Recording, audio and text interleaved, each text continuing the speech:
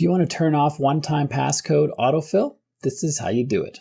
You go into the settings, scroll down on the main settings page, tap on General, scroll down until you see Autofill and Passwords. Tap on that to open it. Up here, it says Autofill Passwords and Passkeys.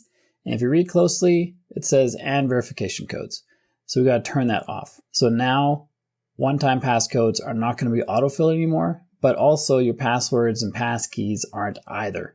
We can't individually turn off just the one-time passcodes. And if you want to scan proof your phone this afternoon, this is the PDF for you.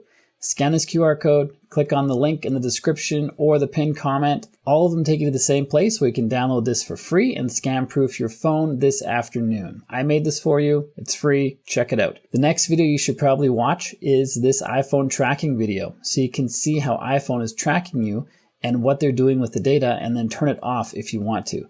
So check out that video next. If you got value from this video, like and subscribe to let me know, and I'll see you on this one.